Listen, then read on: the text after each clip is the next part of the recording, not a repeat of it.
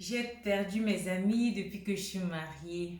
Coucou mes édines, j'espère que vous allez tous bien. Comme d'habitude, j'espère que chacun va bien. En tout cas, moi je pète la forme, je vais très très bien, toujours la bonne humeur. Et comme d'habitude, j'espère pouvoir vous transmettre cette bonne humeur au travers de cette vidéo. Alors pour ceux qui regardent la vidéo pour la première fois, mes vidéos pour la première fois, je me présente. Je suis Madame S. Et dans le besoin, l'envie de vous donner les conseils, je suis devenue les mots de Noms et je parle du mariage, tout ce qui tourne autour du mariage. Je partage avec vous mon expérience concernant le mariage. Et comme je dis toujours, si on ne peut pas partager le peu qu'on a, c'est pas quand on aura beaucoup qu'on pourra partager. Alors sentez-vous ici chez vous, abonnez-vous, activez la cloche notification pour ne rater aucune de mes vidéos. Et sachez que vous êtes mes édines, vous êtes mes amours. Comme quelqu'un m'a demandé aujourd'hui, j'ai dit en anglais, mes lovers. Et je vous aime très très fort. Donc sentez-vous ici chez vous.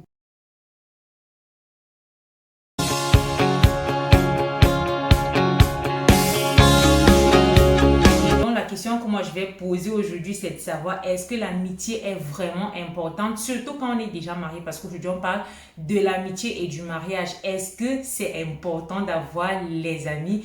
Et je réponds d'entrée de jeu, oui, c'est important d'avoir des amis, c'est vital d'avoir des amis. Mais pour pouvoir confirmer que c'est important, c'est vital, c'est bien d'avoir les amis, faudrait encore savoir dans quelle catégorie d'amis vous classez ces amis qui deviennent une partie de vous, ces amis qui deviennent, comment je vais dire, ce sans quoi vous ne pouvez faire effectivement, ces amis-là qui deviennent votre carrefour en quelque sorte, comme la famille, comme votre conjoint. Il faut savoir déjà les catégories de l'amitié et il faut savoir dans quelle catégorie vous mettez quel ami en fait. Alors, je vais vous donner quelques catégories d'amis. On commence par les amis professionnels, ça veut dire les amis qu'on a rencontrés, les collègues en fait. Et on parle aussi, on va parler des amis de différents sexes. Ça, c'est une sous-catégorie d'une autre catégorie. Et puis, on va parler des amis des différentes activités. Les amis des différentes activités, j'entends par là, quand vous partez faire sport et que vous rencontrez nous les filles généralement et qu'on rencontre un coach là qui nous donne des conseils, qui est prêt à nous écouter et tout, il devient notre ami et parfois on va faire sport, pas forcément un coach mais une autre personne qui est venue en salle de sport. Parfois on commence à aller faire sport aux mêmes heures que la personne pour pouvoir bénéficier de ses conseils, de sa compagnie et tout ce qui va avec. Autre activité, par exemple, quand vous partez tous laisser vos enfants à la crèche et qu'en attendant la sortie, vous êtes là en train de causer, il y a forcément ou alors parfois une relation qui va se créer entre les différents parents qui viennent laisser ou chercher leurs enfants à la crèche. C'est ce genre d'activité. En fait, il y a plein d'autres activités où on rencontre des gens tous les jours. Et puis, il y a une autre catégorie d'amis, les amis de l'église, les amis qu'on rencontre à l'église, les amis là qui vont nous attirer, qui vont nous dire le Christ c'est vraiment notre centre, Dieu c'est vraiment tout pour toi et qui vont t'amener dans des activités de l'église tout le temps, tout le temps. Voilà une autre catégorie. Et la dernière catégorie, la plus importante, celle que j'aime le plus, les amis qu'on a depuis, les amis avec qui on a cheminé ensemble, ceux-là qui ont toujours été là pour nous, ceux-là qui ne nous ont jamais abandonnés, que limite on ne classerait même plus dans les amis, mais qu'on classerait plus dans la famille, parce que parfois nos parents les connaissent, nos frères et sœurs les connaissent, parfois ils viennent dans les cérémonies de nos familles, parfois, bref, vous comprenez ce que je veux dire. Voilà la catégorie qui m'intéresse le plus et surtout la catégorie que j'aime le plus. Déjà, je vais vous donner tout ce qui comporte chaque catégorie pour que vous compreniez un peu la limite, les limites à ne pas franchir. Quand vous êtes déjà marié, il y a la part des choses. Quand on s'est marié, il ne s'agit plus que de nous. Comme j'ai répondu à quelqu'un dernièrement qui m'a demandé mon contact, si je te donne mon contact, ça veut dire que je parle là de mon mari aussi parce que quand par exemple je vais mettre un statut, il s'agit aussi de mon mari, il s'agit de ma petite famille. Du coup, quand vous êtes marié, ce n'est plus que vous. Là, vous avez inclus une autre personne dans votre vie avec qui vous formez désormais un don. Faites attention aux différentes catégories d'amis. Alors, si on parle des amis professionnels, moi, parfois, on peut me trouver très strict. Pour moi, quand on dit professionnel, ça doit rester vraiment professionnel. Après, on ne refuse pas que tu puisses sympathiser avec des personnes, mais il faut savoir justement des limites. Comme je dis, si par exemple, tu es tout le temps avec tes collègues, vous voyez déjà au travail, vous sortez peut-être pour un dîner d'affaires, pour je ne sais trop quoi, tout le temps, tu donnes des excuses pour pouvoir dire, je vais voir des collègues pour ce qui concerne le travail, je vais voir tel pour parler de travail, je vais voir tel, et que tout le temps, tu laisses ton conjoint à la maison, il y a problème. Il y a problème parce que ton conjoint ne doit pas être délaissé juste à cause de ton travail. Et parfois, il ne s'agit même plus du travail. Il s'agit plus d'aller voir cette personne parce qu'on se sent peut-être bien avec la personne. Quand on parle avec la personne, on se sent bien. Il faut faire attention, il faut savoir mettre des limites à ne pas franchir. Et c'est à vous d'imposer vos limites vis-à-vis de ces personnes. L'autre catégorie de l'amis, des amis qu'on a cités, les amis de différents sexes, filles, garçons, et j'ai dit que c'est une sous-catégorie parce que même dans les amitiés qui ont déjà duré, on peut retrouver les amis filles et garçons. Mais maintenant, il faut savoir en fait comment se comporter avec ses amis, surtout quand vous êtes dans une situation où vous êtes marié. Moi, par exemple, je suis mariée et puis j'ai un ami garçon en face de moi qui n'est pas marié. Il faut faire attention à mes conversations avec l'ami en question. Il faut faire attention à ce que je communique à cet ami comme information. Je ne peux pas, par exemple, être sous la douche. Mon ami m'appelle, je prends le téléphone parce que mon mari n'est pas là. Je lui réponds, écoute, je suis sous la douche. Qu'est-ce que tu veux réveiller là, en fait, chez ton ami qui t'écoute? C'est pas nécessaire que tu lui dises ça. Par exemple, tu as les problèmes avec ton mari, tu vas appeler ton ami pour dire, j'aurais aimé que tu me prennes dans tes bras. Franchement, si j'étais avec toi, j'allais me sentir très bien et tout. Quand tu lui dis ça, lui qui est célibataire, ou même qui est en couple, mais avec qui vous êtes resté depuis longtemps, peut-être lui, il a des vues, je ne sais pas trop, il n'est pas marié et que tu vas lui raconter tout ça, qu'est-ce que tu t'attends en fait? Tu t'attends à ce qu'il te dise quoi en fait? Donc, il faut faire attention à ce qu'on raconte à ce genre d'amis. Il faut faire attention parce que bien que nous soyons amis, il y a ce côté humain qui reste. Il y a cette faiblesse-là qui demeure en nous et qui est difficile à chasser en fait. Donc, pour qu'on ne dérape pas, il faut savoir se fixer des limites avec cette catégorie d'amis. Maintenant, je vais parler des amis de l'église. Parfois les plus dangereux. Et quand je dis les plus dangereux, en fait, ce n'est pas les amis qui sont dangereux, c'est la relation et en fonction de comment ils vous amènent à l'église, en fonction de comment vous prenez l'église, que ça peut devenir dangereux. En fait, ce n'est pas les personnes elles-mêmes qui sont dangereuses. J'explique parce que moi, j'en sais quelque chose. Surtout nous les femmes, quand tu as passé ton temps à faire ta vie sans Christ, à dire oui, Jésus existe, Dieu existe, mais bon, je fais ma vie et tout. Et puis un jour, Dieu te parle, Dieu te dit aujourd'hui, ma fille, tu arrêtes de faire ce que tu fais et tu me donnes ta vie tout entière. Parfois, nous les femmes, on est dans l'exagération. Et j'en parle parce que moi, je suis passée par là, le moment où vraiment j'ai compris que oui, c'était important d'avoir une relation avec Dieu. C'était important de laisser les plaisirs de jeunesse. C'était important de vraiment tourner le dos et dire oui, Seigneur, accepte-moi comme je suis. Je veux que tu fasses quelque chose de nouveau dans ma vie. C'était vraiment devenu un peu trop parce que chaque fois qu'on disait, je chantais à la chorale, chaque fois qu'on disait chorale, moi, j'étais toujours présente. J'étais toujours là. Je ne voulais pas rater les programmes de l'église. Bref, je suivais vraiment des choses et tout. Et je voulais faire que mon conjoint en face, ou du moins mon fiancé, quand on était encore fiancé, fasse aussi les mêmes choses que moi. Et nous, les femmes, on n'est pas souvent très délicates parce que quand tu vas chercher des programmes à l'église que tu viens montrer à ton mari, tu lui dis, voilà, avec mes amis de l'église, on a commencé tel programme, avec mes amis de l'église, on va faire telle prière et tout, j'aimerais que tu la fasses avec moi. S'il te dit en face qu'il ne veut pas, moi, la chance que j'ai eue, c'est que j'ai vécu cette longue période, une partie de cette période, quand on était encore à distance. Il y avait des moments où je partais chanter. C'est pas mauvais de chanter, mais tout le temps, j'étais dans les veillées, tout le temps, j'étais dans les cérémonies. Je ne voulais manquer aucune cérémonie. Pas parce que je voulais peut-être faire l'ambiance et tout, mais plus parce que pour moi, quand je manquais une cérémonie, j'avais à dire à Dieu, j'avais des comptes à rendre à Dieu. et je voulais imposer ça à la personne en face de moi. Sauf que c'est pas bien de le faire, surtout quand vous êtes déjà marié en fait. Vous êtes dans la même maison, tu viens avec des longues prières que tu dis, voilà, mes amis m'ont montré ci, mes amis m'ont montré ça, fait avec moi. S'il ne veut pas faire et que toi tu le fais, vu que vous êtes déjà un, pour moi c'est un péché. Vous devez vous entendre avant de faire des choses et le mari, c'est le chef de la famille. Ton mari doit être la première personne avec qui tu fais des choses. Il est donc inadmissible que, parce que ton mari ne veut pas faire un programme, que toi tu le fasses avec tes amis, que tu te réveilles à minuit pendant que lui dort et tout. Pendant qu'il dort, il va même te voir te réveiller. Lui, ça ne lui plaît pas forcément que tu le fasses. Donc, il faut comprendre les limites. C'est bien d'avoir des amis avec qui on va louer, on va aller à l'église, on va faire ici. Mais justement, il faut savoir trouver le juste milieu. Il faut savoir trouver les limites en fait. Et surtout, quand votre conjoint n'est pas d'accord, l'amener à comprendre les choses que vous trouvez nécessaires pour votre couple. Et quand il ne comprend pas, de baisser les bras, d'aller doucement et de se dire quand il va comprendre, ça va aller de toutes les façons. Moi, je me dis quand quelqu'un t'aime, tu l'amènes à comprendre et il y a des choses que finalement la personne finira par comprendre. Donc voilà l'autre catégorie.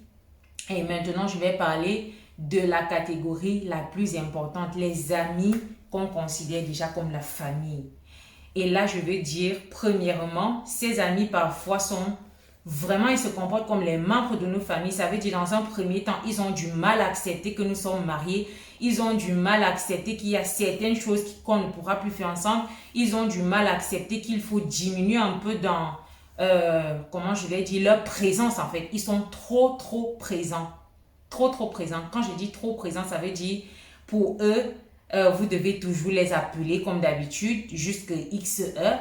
Pour eux, quand il y a une sortie à faire, vous devez juste vous lever et partir. Or, maintenant, il faut que la personne se concerte aussi avec son conjoint et il faut faire très attention. On ne dit pas de perdre ses amis parce qu'on doit préserver le mariage, encore que c'est nécessaire parfois de perdre des amis. Parfois, il y a des amis qui sont tellement têtus que c'est nécessaire de les mettre de côté. Je suis désolée de le dire. Donc, il faut vraiment connaître les limites. À ces amis-là, je m'adresse. Quand votre personne s'est mariée, vous devez savoir que désormais, la personne ne sera plus seule. La personne est maintenant avec une autre personne et tous les deux forment un. Ça veut dire, si vous faites une cérémonie où vous sentez que vous devez inviter votre ami, prévoyez 2 places, ne prévoyez pas une place parce que c'est clair que votre ami va vous dire, je ne peux pas venir. Il ne vous dira ou elle ne vous dira pas forcément, c'est parce que vous n'avez pas invité mon ami, c'est ma femme ou mon mari. Non, la personne va juste vous dire, je ne peux pas venir. Une autre limite à ne pas franchir, quand vous êtes avec votre ami qui n'est pas encore marié, vous pouvez entrer dans sa maison, dans toutes les pièces, sans lui demander ce que vous devez faire, sans demander sa permission. Mais une fois que la personne est mariée, apprenez au moins à demander la permission. Encore que pour moi, je trouve bizarre d'entrer dans certaines pièces d'une maison, genre la chambre des mariés, comme vous voulez, faites attention. Tant qu'il n'y a pas de nécessité, tant qu'il n'y a vraiment pas de besoin d'entrer dans de telles pièces, ne le faites pas. Et vous verrez que dans d'autres maisons, on ferme carrément la chambre des parents à clé. Chez nos parents, on ferme carrément la porte. Donc, essayons de respecter l'intimité de la personne. La personne n'est plus seule. Désormais, la personne est avec une autre personne. Donc, tenez compte de ça. Vous n'arrivez plus chez votre ami et vous dites, mon ami, écoute, j'ai apporté du poisson dans le sac, je vais te préparer ça, c'est ce que je veux que tu manges aujourd'hui. Non. Est-ce que c'est ce que sa femme veut qu'il mange? Est-ce que tu as consulté sa femme? Et généralement, nous, les amis filles, on a beaucoup de mal à le comprendre.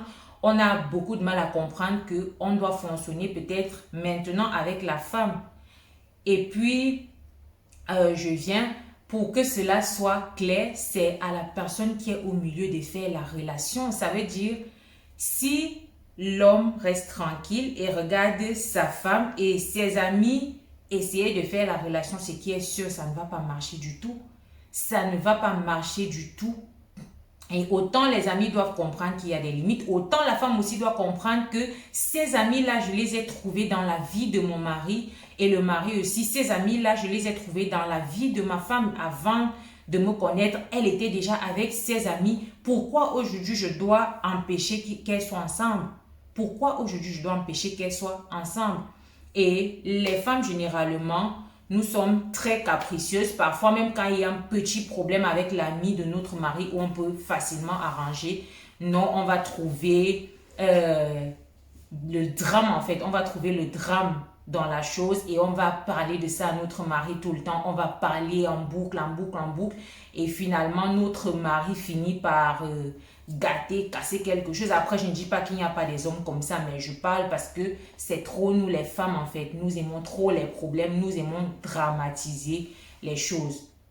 Et justement, pour ceux qui partagent mes valeurs, vous savez que même dans la Bible, l'amitié est prévue. La Bible parle de l'amitié. C'est pour ça que je ne comprends pas les gens qui disent « Moi, je préfère rester sans amis. Il y a trop de mauvaises choses maintenant et tout. » C'est juste qu'il faut savoir choisir ses amis et il faut demander à Dieu de nous montrer les bonnes personnes. Et lorsque le moment arrive où Dieu veut nous séparer de certaines personnes, il faut laisser Dieu faire. C'est prévu dans la Bible. Et à ce propos, la séparation des amis, Proverbe 16, dans le verset 28, si je ne me trompe pas, dit bien que la personne pervers, le pervers apporte des querelles et divise les amis. Ce n'est pas bien en fait, c'est pas bien de diviser les amis. J'ai pas cité le texte exactement comme il est, mais c'est ça l'idée du texte. Le pervers apporte les querelles et divise les amis. Ce n'est pas bien. Le rapporteur, voilà, et le rapporteur divise les amis. Nous, les femmes, parfois, nous faisons partie de ces rapporteurs. Le rapporteur, c'est pas forcément celui-là qui va venir dire écoute, Charlène, hier, j'étais avec Christelle qui a mal parlé de toi, qui a dit ci, qui a dit ça. Non, c'est pas ça le rapporteur. Hein. Une partie, c'est ça. Et d'un autre côté, le rapporteur, c'est celui-là qui va venir dire à sa femme, écoute, je n'aime pas trop ton ami là, parce que, et tous les jours, tu essayes d'envenimer la situation, tu essayes d'envenimer et tout ça pour les séparer.